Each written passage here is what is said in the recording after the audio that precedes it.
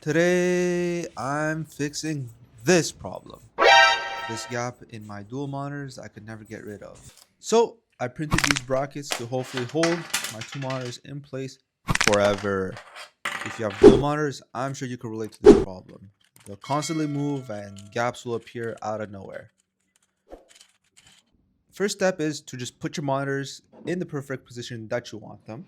Alright, I'll take each one of the brackets, stick them on to the back of the monitors, just like so. But let's not tighten these nuts yet. So I'll just double check, just like the gap. Once it's the way that I like it, I'll go in the back, tighten these nuts, and voila! Problem solved.